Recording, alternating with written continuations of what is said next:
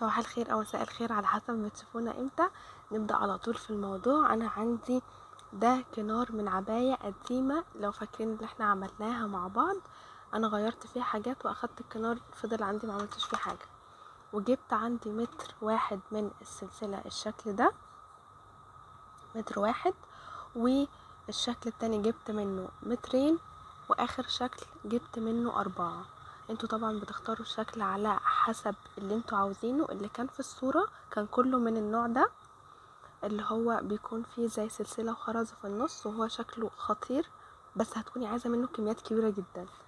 الاخر شكل ده اللي احنا جبنا منه 4 متر. طبعا انتي بتزودي براحتك الامتار على حسب ما انتي عاوزة، وطبعا القماشة لو عندك فستان عايزة تعمليه من نفس القماشة اوكي، بس انا كده كده كنت هلبسها على حاجة سودا. حلو. بعد كده ايه؟ نبدأ على طول ايه بقى في الموضوع. اول حاجة انا عندي الكنار بتاعي ده، هعمل اول حاجة هعملها ان انا هاخد محيط الرقبة. محيط الرقبة عندي طلع 45، طلع 40، على حسب محيط الرقبة بتاعك. هحسبه وبعدين ايه هقص على قده بالظبط، لان طبعا الكنار ده كبير جدا. العرض على حسب ما انتي عاوزة، يعني انا في الاول اخدت نفس العرض بتاع الكنار زي ما هو، بس بعدين حسيت ان هو لا عريض شوية فتنيت. حلو. لكن العرض زي ما انتي عايزة، طبعا محيط الرقبة بتاعك.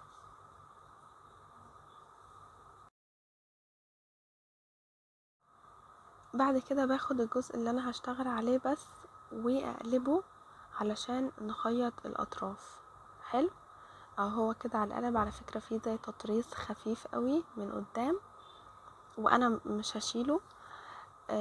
هسيبه يديني برضو شوية شكل كده وحركات. طيب انا هعمل في الرقبة بتاعتي عروة، وهركب زرار. لو انتي عاوزة تعملي اي حاجة تاني اوكي، بس انا هعمل العروة والزرار. هنعمل ايه؟ اول حاجة هاخد بتاع 3 سنتي من قماش الكنار اللي متبقي معايا، 3 سنتي 4 سنتي كده يعني، بس انا خدت 3. اول حاجة هساوي القماش اللي عندي، وبعدين اخد ال3 سنتي. العروة بتاعتي هشيل برضو منها التطريز. انا لسه بقول لكم ان في تطريز اصلا في الكنار، فانا هشيل منها التطريز، مش محتاجاه يعني في عروة الزرار في حاجة.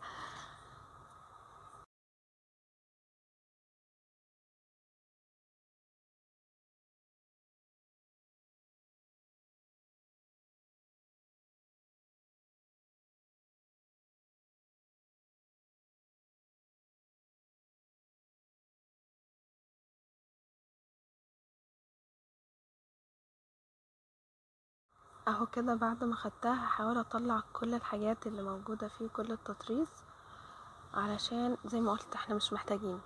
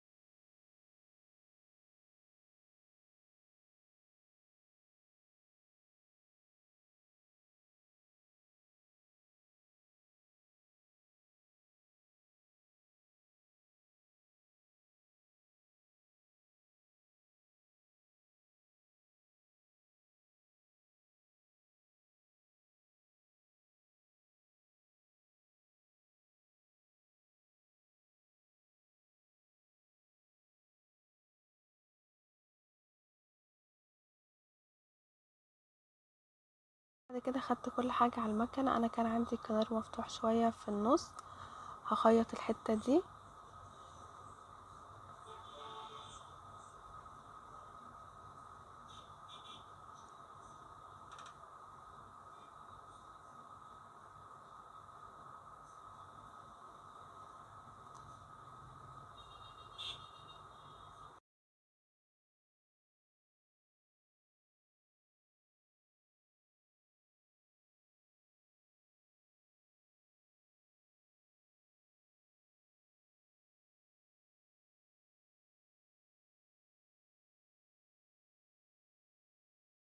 طيب بعد كده هنعمل ايه؟ انا خيطت الحتة بتاعة العروة لما اتفكت معايا انا وبفك التطريز.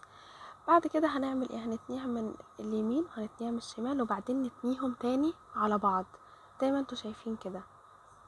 حلو. احاول آه، اظبط الموضوع ده. لو انتوا تمام ان انتوا تعملوه تحت المكنة على طول ماشي، لو عايزين تعملوه كله تحطوا دبابيس مثلا او حاجة وتدوسوا عليها بعد كده على طول على المكنة، اوكي، اللي تحبوه اللي يريحكم. المهم ان انا هحاول اظبط كل حتة هخيطها على تحت المكنة وبعدين ادوس عليها زي ما انتوا شايفين كده. بعد كده هثبتها بقى في الكنار. هجيب على العدلة على وش الكنار بتاعي وهروح تانية العروة بتاعتي واحطها كده على الطرف، اخليها على يعني على الطرف على الطرف. حلو كده. وبعدين ايه؟ هدوس عليه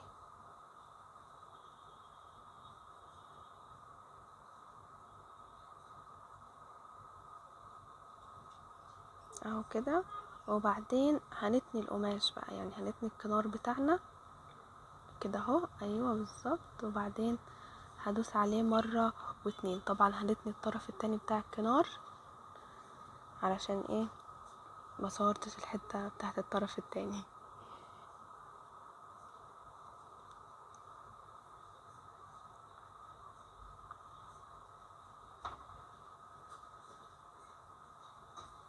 طيب بعد كده خلصنا اهو تقريبا زي ما بيقولوا اصعب مرحلة. وبعدين هقلب الكنار بتاعي ونبدأ على طول في الشغل بتاعنا بقى ايه العملي.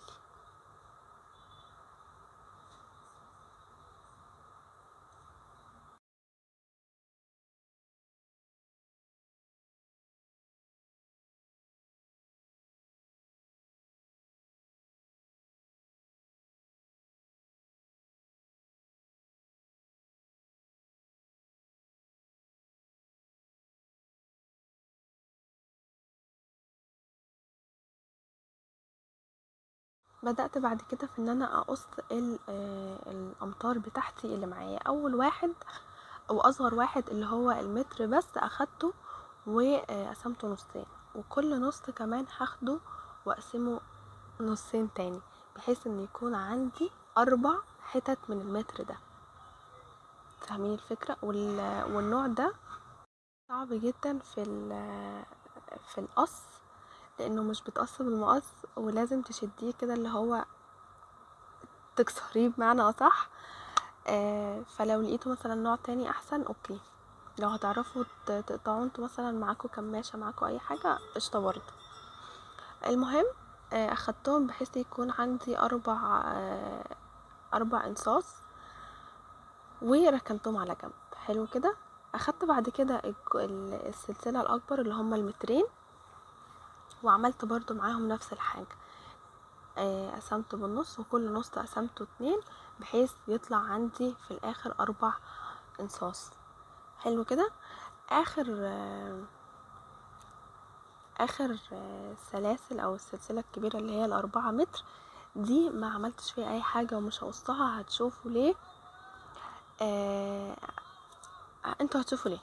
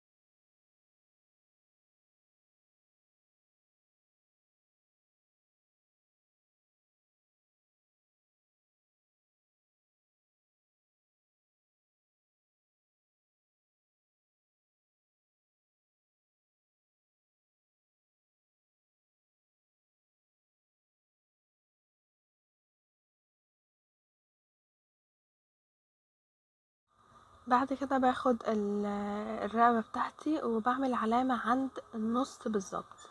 حلو كده، ونبدأ بعد كده الشغل. طيب انا خلصت نص، وللأسف هو صراحة الموبايل فصل، فاحنا ايه هنتدارك الامر في النص التاني. اول حاجة احنا عملنا ان احنا قسمنا عند النص، انا هاخد كمان النص بتاع النص. فاهمين الفكرة؟ هاتني كده النص بتاعي واروح اخد علامة برضو عند النص بالظبط. حلو، عشان نحدد المكان اللي هنثبت فيه السلاسل بتاعتي يكون كلها ايه كده ماشية نفس الشكل. اخدنا اول ايه علامة. بعد كده ايه بنفتح السندوتش بتاعنا، لانه السندوتش دسم بصراحة، ونبدأ ايه نثبت. ادي العلامة اللي خدتها في النص، وهاخد واحدة اصغر واحدة اثبتها عند النص بتاعي بالظبط. شايفين ازاي؟ احطها كده عند النص، وابدأ ايه ان انا اثبتها بابرة وخيط.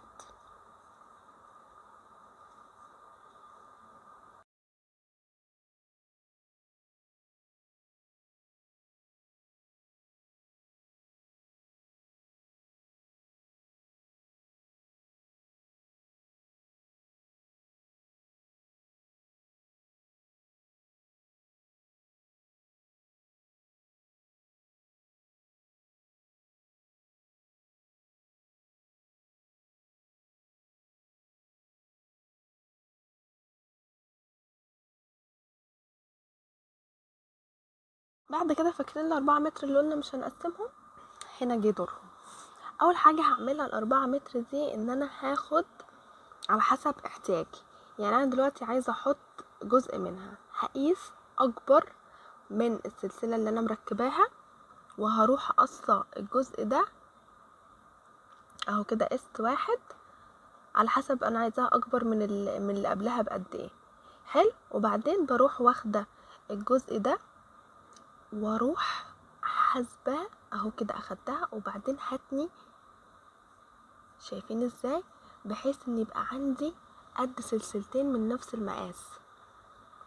حلو كده، واروح ايه النوع ده من السلاسل بتتوست كده، بتتنيها بتفك على طول، سهل جدا. المهم، فانا بقى عندي ايه، بقى عندي جزئين من نفس الطول بتاع ده اللي انا هركبه.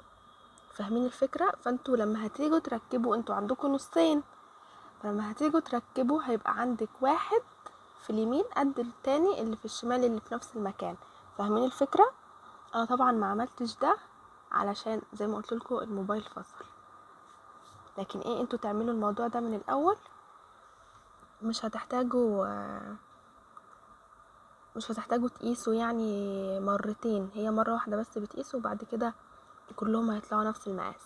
بعد كده بنثبتها، وبعد ما بثبت دي اهو كده اخد بقى من السلسلتين. فاكرين اللي هي الاتنين متر اللي عملناها على 4، باخد منها جزء، باخد منها نص، لان في 2 اصلا انا ركبتهم في الناحية التانية عشان تكونوا ايه مركزين معايا. هاخد جزء واروح ايه مركباه.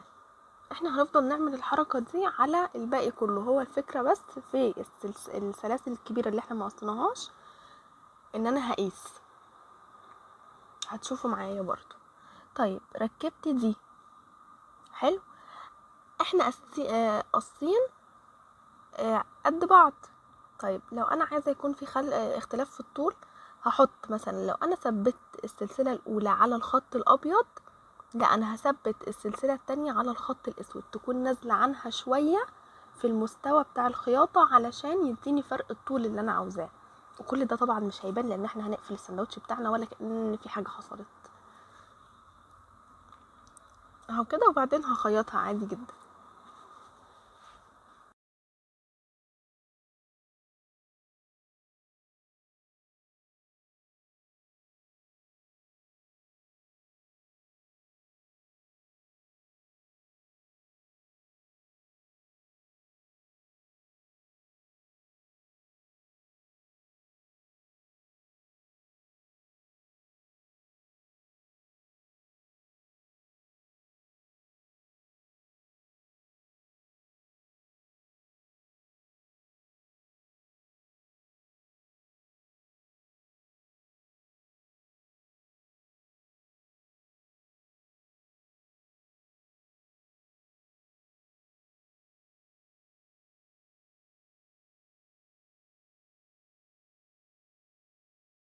هاجي تاني للسلاسل اللي انا ما قصيتهاش من الاول، وهحسب طول اطول من السلسلة اللي قبلها، واروح اعمل ايه؟ بنقيس على 2. يعني انا قست كده الطول ده مناسب، اروح واخداها كده واتني على 2، واروح قصة، والجزء طبعا اللي انا خدته ده اقص الاتنين اهو كده. قصيت واخد الجزء ده اقسمه على 2، بحيث يبقى عندي ايه؟ عندي 2 من نفس الطول. انا بوريكم، انا مش هعمل كده هنا، انا بوريكم بس عشان انا عملت كده في الجزء اللي فات في النص اللي انا خلصته، فيبقى عندي بدل ما اقيس كل مرة اكبر من السلسلة اللي قبلها، لا، انا عندي اصلا موجود. يا رب تكونوا فاهمين. بعدين بثبتها عادي جدا ابرة وخيط.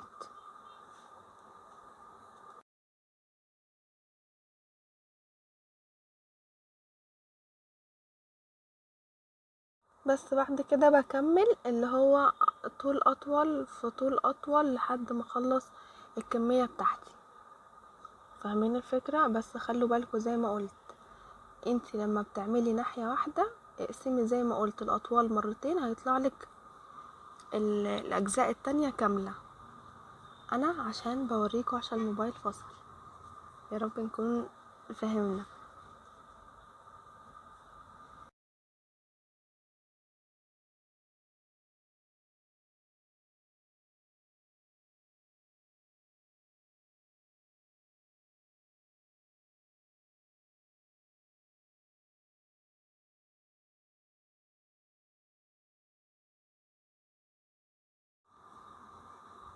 طيب فاكرين المتر الواحد اللي احنا جبناه؟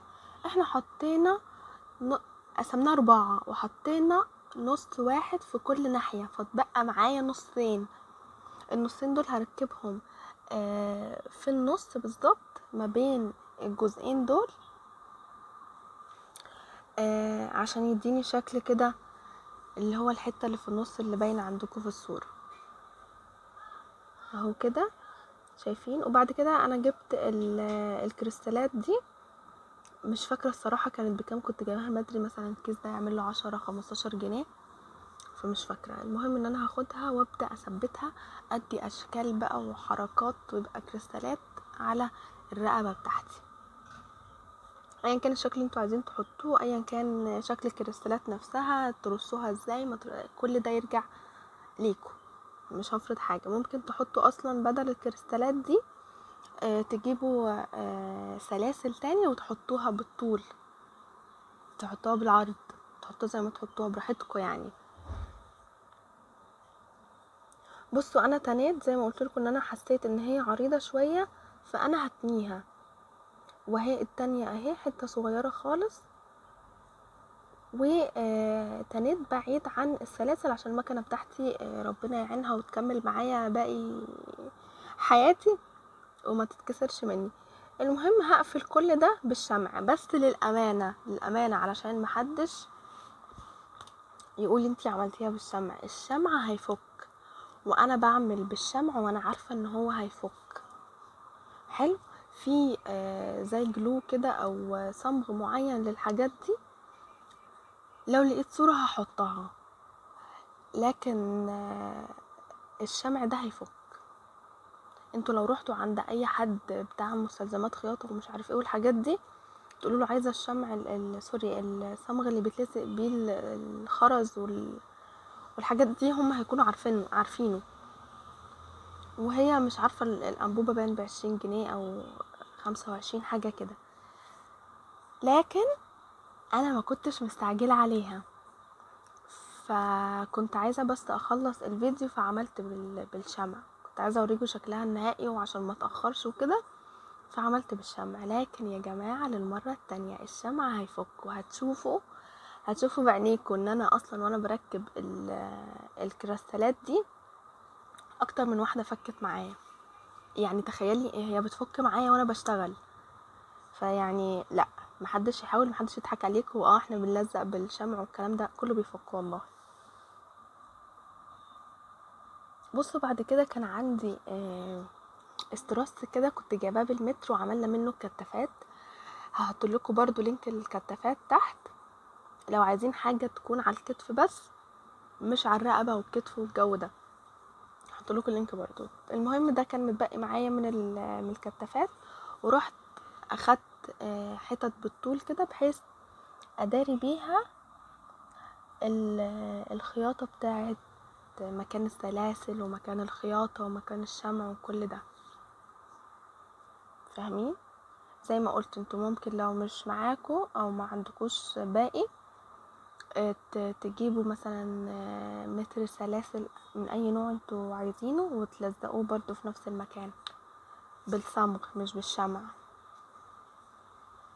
كده. المهم ثبته على الطول كله، ممكن لو عايزين تحطوا كمان من فوق اوكي، بس انا الصراحه انا كسلت، يعني انا كان ممكن احط تاني من فوق بس انا كسلت عشان انا عارفه ان انا كل ده هشيله في الاخر وكل ده هيترمي في الارض، عشان زي ما انا لسه بقول الشمع والله العظيم هيفك، محدش يضحك عليكم، في الشمع بيثبت.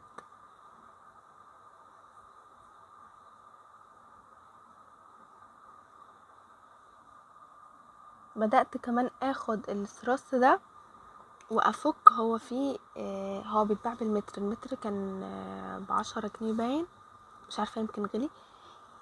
بيكون فيه زي استراس وسط القماش ده، هو حته كده زي مشمع او حاجه وبيكون فيها استراسات، انا باخد الاستراسات دي وبطلعها بنضفها كده وبعدين اروح حطاها وسط الكريستالات بتاعتي. طبعا مرحله من ارخم المراحل اللي ممكن تعدي على البني ادم، لان انا اتلسوعت لسوعه بالشمع يا جماعه، والاسوأ من ده كله ان انا عارفه ان انا هشيل كل ده، فيعني بضحي، انا بضحي.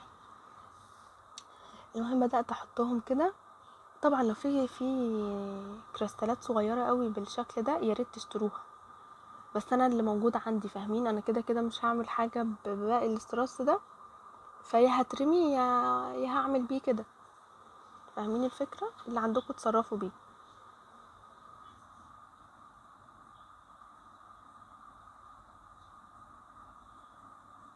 انا كنت باخد على مبرد قديم علشان ما احطش شمع كتير قوي على الاستراس بتاعي. المهم اهو شكلها يا جماعه على حاجه سودا عشان اوريكم الشكل اللي في الاخر، وانا مش عارفه اشرح لكم ازاي، بس انا اصلا اتفك مني هنا كريستالات وركبتها تاني ولسه هتشوفوا، يعني انتوا مش متخيلين انا بحركها بس كده الكريستالات دي بتنزل. المهم عشان ما ننساش الزرار بتاعنا، هاخد اي زرار قديم مهمل شريط في اي درج وهبدأ اثبته، هو كده كده مش هيبان. لو انتي هتحطي، لو انتي مثلا هتلفي الطرحة بحيث ان الرقبة هتبان، لا اوكي هاتي بقى واحد جديد من اي حتة. بثبته عادي برضو بدبوس، سوري بالخيط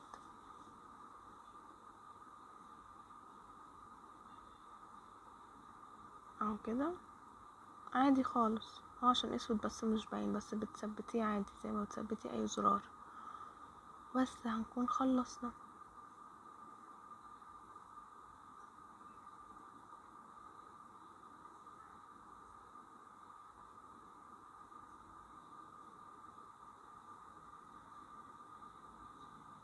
اهو كده، خلصنا. وبتربطيه من ورا، بيكون مظبوط جدا على الرقبة عشان احنا خدنا محيط الرقبة لو فاكرين، فما بيكونش واسع ولا لا. شايفين يا جماعة الكريستالات بتنزل ازاي؟ بجد انا مش عارفة ازاي الناس بتيجي تقولك انا بثبت بالشمع عادي جدا، اللي هو يا جماعة ليه كده؟ كدب والله، مش طبيعي. النص اصلا اللي انا مثبتهم شايفين نزلوا ازاي على المكتب، صعب.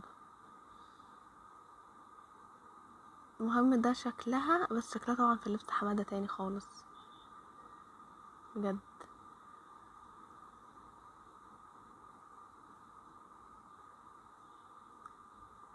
طيب كده نكون خلصنا. طبعا لو عايزين تحطوا سلاسل اكتر اوكي، وللامانه العلميه بقى يا جماعه الكام واحده اللي على الكتف دول بيتحركوا، يعني انت بتتحركي، انت بتروحي وتيجي هيتحركوا معاكي.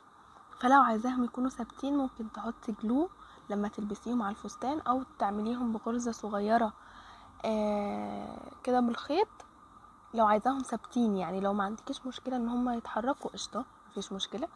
السلاسل الكبيرة اللي هم اخر كام واحدة دول، لو عايزاهم يكونوا اكتر من كده بتحطي، لو عايزاهم يكونوا نفس الشكل اللي في الصورة بالظبط بتجيبي اطوال متشابهة كتير قوي من نفس السلاسل وتحطيها تركبيها فوق بعض فوق بعض فوق بعض. بس انا كنت شايفة ان هو كده كتير جدا يعني.